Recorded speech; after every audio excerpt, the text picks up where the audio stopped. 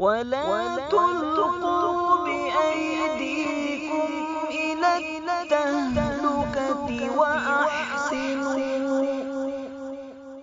Subscribe to this channel and share among your friends for more religious, knowledge-rich and historic lessons, durus and tafsir.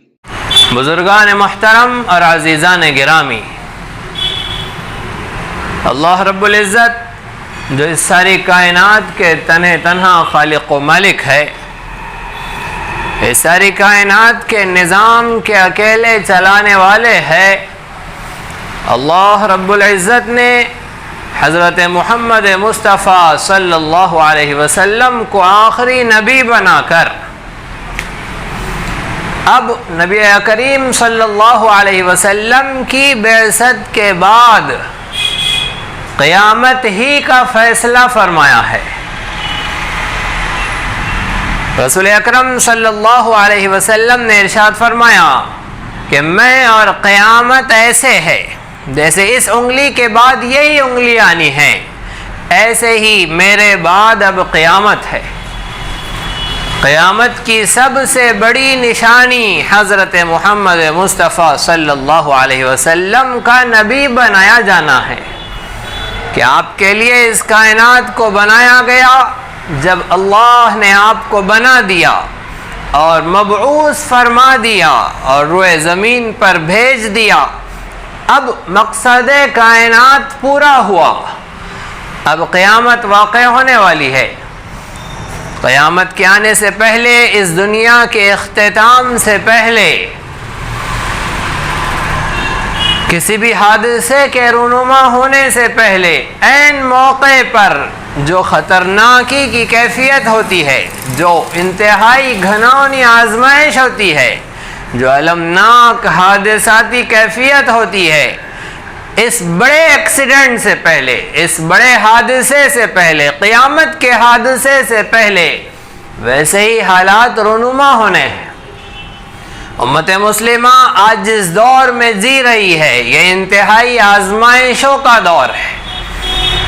مسلمان جو اپنی ذمہ داری پر، جو اپنے فریضے پر، جو اپنے کام پر لگا ہوا ہے، اس مسلمان کے لیے جتنی سنجیدگی کا آج موقع ہے، جتنی فکر مندی کا آج زمانہ ہے، اس سے پہلے کبھی نہیں رہا ہے۔ ایسے سخت ترین دور میں جبکہ مسلمان اپنے فریضے، اپنی ذمہ داری، اپنی ڈیوٹی کی نزاکت کے عالم میں ہے، ایسا موقع جبکہ اللہ رب العزت کی طرف سے مہلت دیے گئے شیطان اور اس کے کارندے اپنے مشن پر گامزن ہیں اور چراغ مصطفی کو بجھا دینے کے در پہ ہے،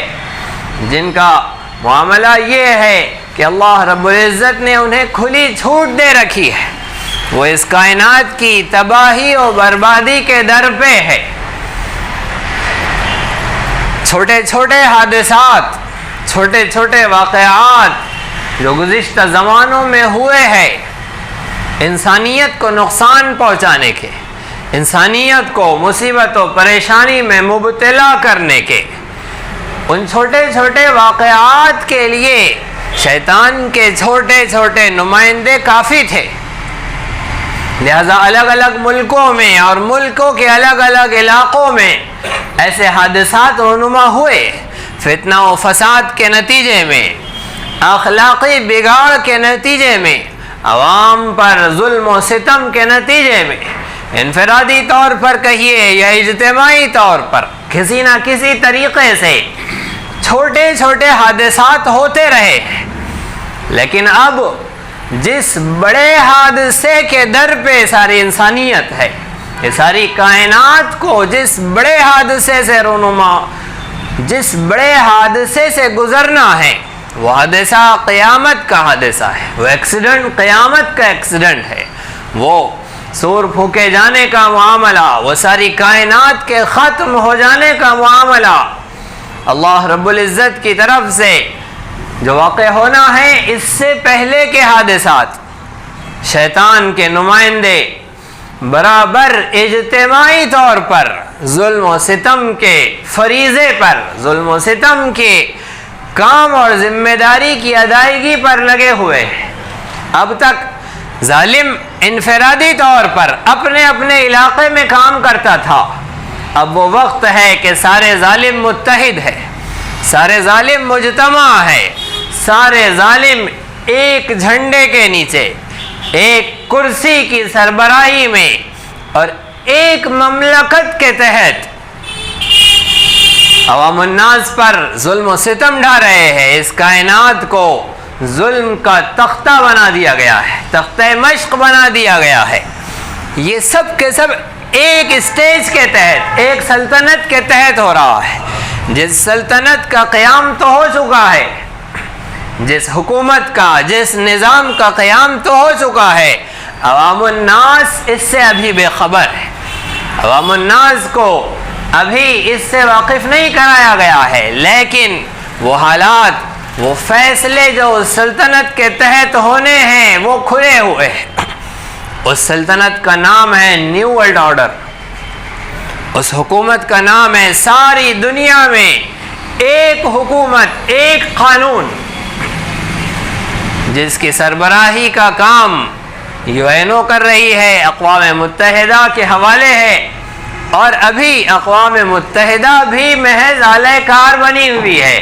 اس کے اصل صدر، اصل بانی مبانی اور اصل ذمہ دار جو اس حکومت و سلطنت کا ہوں گا، ابھی اس کے استقبال کی تیاریاں ہے۔ دجال جس کی خبر ہر نبی و رسول نے اپنی امت کو دی، اور سردار انبیاء حضرت محمد مصطفیٰ صلی اللہ علیہ وسلم نے جس کا تفصیلی تذکرہ کیا، وہ تو اصل حاکم ہوں گا اس حکومت و سلطنت کا، لیکن اس کے آنے کی تیاریاں، اس کے استقبال کی تیاریاں موجودہ زمانے کا حاکم کر رہا ہے۔ ایسے وقت میں جس ہیبت ناک صورتحال سے ساری انسانیت کو گزرنا ہے، اور انسانیت کے لیے تو جینا اور مرنا دو کام ہے، امت مسلمہ کے ذمے بڑا کام ہے، امت مسلمہ کا فریضہ ہے، اس کی ذمہ داری ہے کہ امت مسلمہ جی تو رہی ہے لیکن اپنے رب کو راضی کر کے جینا ہے۔ دنیا والے جیسے حالات ہے ویسے جیتے ہیں، جیسی کیفیات ہے اور جیسے تقاضے سامنے آ رہے ہیں ویسے جیتی ہے۔ امت مسلمہ کی ذمہ داری ہے کہ حالات جو بھی ہو، تقاضے جو بھی ہو، صورتحال جیسی بھی ہو، اسے اپنے رب کو راضی کر کے جینا ہے۔ مسلمان کی ایک عدد ڈیوٹی زیادہ ہے، ایک کام زیادہ ہے، اور اسی کے لیے یہ مسلمان بنا ہے، اسی کام کے لیے اسے مسلم کہتے ہیں۔ مسلم کہتے ہیں فرما بردار کو، اطاعت گزار کو، تابعدار کو، اپنے آپ کو اپنے رب کے سامنے سرنڈر کر دینے والے کو، جھکا دینے والے کو، کامل سپردگی کو، اسے مسلم کہتے ہیں۔ مسلمان کا نام ہی اس وجہ سے ہے کہ اسے کام دیا گیا ہے اپنے رب کی اطاعت و فرما برداری کا، چاہے حالات تنگی کے ہو، چاہے حالات فراخی کے ہو، چاہے عسر کی کیفیت ہو، چاہے یسر کا معاملہ ہو، چاہے مصیبت و پریشانیاں ہو، چاہے آرام اور راحت و فراوانیاں ہو، ہر حال میں اپنے رب کو راضی کرنا یہ مسلمان کی پہچان ہے، یہ مسلمان کا کام ہے، یہ مسلمان کا فریضہ ہے۔ لہذا امت مسلمہ اس سلسلے میں زیادہ فکر مند ہونی چاہیے کہ آج کے حالات میں ایسے موقع پر امت مسلمہ کو کیا کرنا ہے۔ ساری دنیا اور دنیا میں رہنے والے آج ظالمانہ نظام سے پریشان ہو کر اس کے مخالف ڈٹے ہوئے ہیں، اس لیے کہ ان پر ظلم ہو رہا ہے، وہ ظلم کا شکار ہے، وہ دیکھ رہے ہیں کہ قریب وہ سارے معاملات ہونے والے ہیں جس کے نتیجے میں گزشتہ بارش کی فراوانی کے باوجود اور پانی کے بہتات کے باوجود،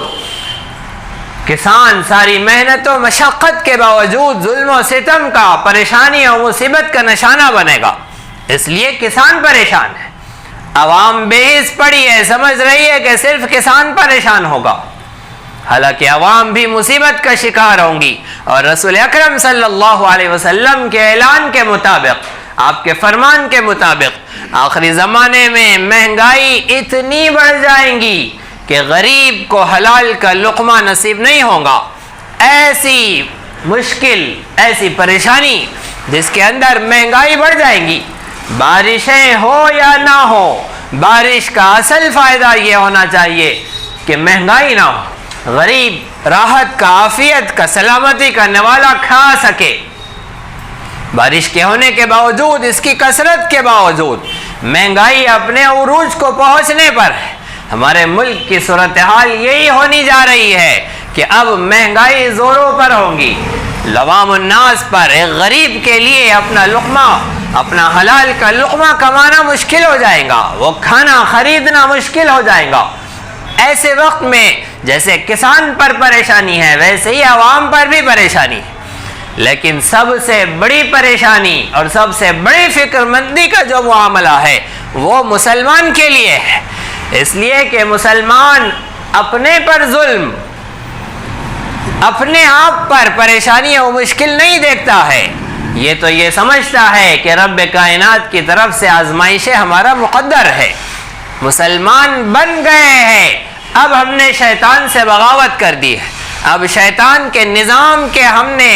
خلاف اعلان جنگ کر دیا ہے. ایسے وقت میں مسلمان تو اپنے اوپر آنے والی آزمائش کو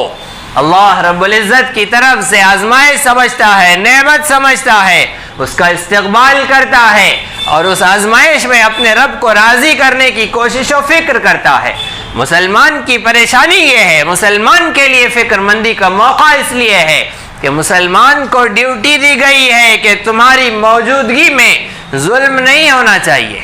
کسی پر ظلم نہیں ہونا چاہیے، انسان پر نہیں ہونا چاہیے، حیوان پر نہیں ہونا چاہیے، چرند و پرند پر، نباتات و جمادات پر، کسی مخلوق پر ظلم نہیں ہونا چاہیے. یہ مسلمان کو کام دیا گیا ہے. مسلمان کو چلنے کے آداب سکھائے گئے ہیں کہ ایسے نہ چلو کہ زمین پر دندنا کر چل رہے ہو، غرور و تکبر سے چل رہے ہو. اسے چلنے کا طریقہ سکھایا کہ زمین پر ظلم نہ ہو. منہ کھولنا ہے تو کیا کہنا ہے؟ المسلم من سلم المسلمون من لسانہ و یدہ. مسلمان وہ ہے جس کے زبان اور ہاتھ سے دوسرا مسلمان محفوظ رہے. تو اسے منہ کھولنے سے پہلے تعلیم کی گئی ہے کہ تم بات تو کر رہے ہو لیکن کسی کی ایذا کا سبب نہ بنو. یہ ہاتھ اٹھائے، یہ پاؤں چلائے، یہ کوئی کام کرے، اسے ذمہ داری دی گئی ہے کہ مسلمان کسی کی تکلیف کا سبب نہ بنے. اور روئے زمین پر کہیں تکلیف پہنچ رہی ہے، کسی کو ظلم ہو رہا ہے تو مسلمان کی ذمہ داری ہے کہ یہ اس ظلم کو روکے. اگر یہ دیکھے کہ ظلم ہو رہا ہے تو اسے اپنے ہاتھ سے روکے. اگر ہاتھ سے نہیں روک سکتا ہے، ظلم کے نظام کو اپنے ہاتھ سے بدل دے. مسلمان کی ذمہ داری ہے کہ مسلمان ظالمانہ نظام کو اپنے ہاتھ سے بدل دے. فَلْيُغَيِّرْهُ بِيَدِهِ. اگر یہ اپنے ہاتھ سے نہیں بدل سکتا ہے تو اپنی زبان سے بدل دے. مسلمان کو یہ کام نہیں دیا گیا ہے کہ تم ظلم مت کرو، دنیا میں ظلم کا دورہ ہو، تمہیں کوئی فکر کی ضرورت نہیں. مسلمان کو تو کام دیا گیا ہے کہ تم تو کرو گے ہی نہیں ظلم، تمہاری نگاہوں کے سامنے بھی ظلم نہیں ہونا چاہیے. اپنے ہاتھ سے روک دو، اپنے ہاتھ سے ظلم کو ختم کر دو. اگر ہاتھ کا استعمال تمہارے لیے ممکن نہیں ہے تو پھر اپنی زبان سے بدلو. اگر اپنی زبان سے نہیں بدل سکتے ہو، ایسے کمزور ہو چکے ہو، ایسی کمزور ایمان کی کیفیت میں تم ہو تو پھر کم از کم اس ظلم کے نظام کو، اس برائی کو، اس منکر کو، اس گناہ کو دل میں برا جانو، اسے دل سے برا سمجھو، اس کے لیے دعائیں کرو، اس کے لیے فکر مند رہو کہ جب تمہیں بولنا ممکن ہو جائے تو تم بول کر اس ظلم کو ختم کر سکو، اس برائی کو ختم کر سکو. جب تمہارے لیے ہاتھ سے اس ظلم کو، اس برائی کو بدلنا ممکن ہو جائے تو تم اپنے ہاتھ کا استعمال کرو، اس کے لیے فکر مند رہو. امت مسلمہ کو کام دیا گیا ہے، انہیں ذمہ داری دی گئی ہے کہ تم تیاری کرو، تم اپنے آپ کو تیار کرو. ایسے انداز سے تیار ہو جاؤ کہ دوسرے اسٹیپ پر چڑھ کر تم اپنی زبان سے ظلم کو ختم کر سکو اور اس سے آگے بڑھو، اپنے ہاتھ سے ظلم کو ختم کر سکو، اس لیے کہ اس کائنات کے خالق و مالک کو ظلم پسند نہیں ہے، اور وہ خالق و مالک جو عرش بری سے استواء علی العرش کے بعد، عرش پر براجمان ہونے کے بعد اس کائنات پر تمہیں بھیج کر، یہاں تمہیں پیدا کر کے، یہاں تمہیں مبعوث کر کے اللہ رب العزت نے اس کی نیابت کا کام، اس کی خلافت کا کام تمہارے سپرد کیا ہے۔ مسلمان کی ذمہ داری اتنی عظیم و شان ہے کہ اللہ عرش بری پر جو فیصلے کر رہا ہے، روئے زمین پر مسلمان اس کا پیامبر ہے، مسلمان اس کا نائب ہے، مسلمان کی ذمہ داری ہے کہ جو فیصلے وہاں سے ہو وہ یہاں ان فیصلوں کی نگرانی کرے، ان فیصلوں کو نافذ کرے، جاری کرے۔ رب کائنات کا نائب کتنا بڑا نام ہے، کتنی بڑی ذمہ داری ہے، کتنا بڑا منصب ہے۔ اس کے بعد پھر اس کے لیے فضائل بھی اتنے ہیں، اس کے لیے اللہ رب العزت کی طرف سے عطائیں اور نوازشیں بھی اتنی ہے۔ اللہ رب العزت کے براہ راست خلیفہ اعظم حضرت محمد مصطفیٰ صلی اللہ علیہ وسلم کی ذات گرامی ہے، اور محمد مصطفیٰ صلی اللہ علیہ وسلم کے طفیل میں، محمد مصطفیٰ صلی اللہ علیہ وسلم کی نیابت میں سارے انبیاء اور رسل کی خلافت ہے کہ تمام انبیاء اور رسل اللہ رب العزت کے خلیفہ ہوئے، اور جو خلیفہ اعظم تھے حضرت محمد مصطفیٰ صلی اللہ علیہ وسلم، آپ کی امت کو رسول اکرم صلی اللہ علیہ وسلم کے ختم نبوت کے طفیل وہ ذمہ داری دی گئی ہے کہ اب ہم خلیفۃ الرسول ہیں۔ امت مسلمہ رسول اکرم صلی اللہ علیہ وسلم کی نیابت میں انصاف کے نظام کے قیام کی ذمہ دار ہے۔ مسلمان کی ذمہ داری ہے کہ یہ ظلم کو، یہ بدعنوانی کو ہرگز برداشت نہ کرے، اس کے لیے آگے بڑھے، اس کے لیے پروان چڑھے، اس کے لیے تیاری کرے۔ ہمارا ایک گھر اگر اسٹیبل نہ ہو، ہمارا گھر اگر خوشحال نہ ہو، ہم کرائے سے رہ رہے ہو، تو ہم بچوں کو تیار کرتے ہیں کہ محنت کرو، کوشش کرو، تعلیم حاصل کرو، اسباب و سامان اختیار کرو تاکہ اپنا گھر بنا سکو۔ گھر بنا لینے کے بعد اگر روکھی سوکھی کھا کر جی رہے ہیں تو تیاری کرو، محنت و مشقت کرو، ملازمت کرو، تجارت کرو، تعلیم حاصل کرو تاکہ ہم خوشحالی کا نوالا کھا سکے۔ ہمارے بچوں کی فکر مندی کے لیے، ان کی تعلیم و تربیت کے لیے، ان کے مستقبل کے لیے ہم تیاری کرتے ہیں، اپنے بچوں کو بتلاتے ہیں کہ ہمارے باپ دادوں کا دور جس تنگی کے ساتھ، جس روکھی سوکھی کھا کر گزر گیا، تمہارے ساتھ ایسا نہیں ہونا چاہیے۔ ہمارے زمانے میں تعلیم کا رواج نہیں تھا، وہ اسباب و سامان نہیں تھے، اتنی آسانیاں نہیں تھی، اب تمہارے لیے آسانیاں ہیں۔ تم محنت و مشقت کرو تاکہ تمہارے بچے خوشحال مستقبل کے ساتھ جی سکے۔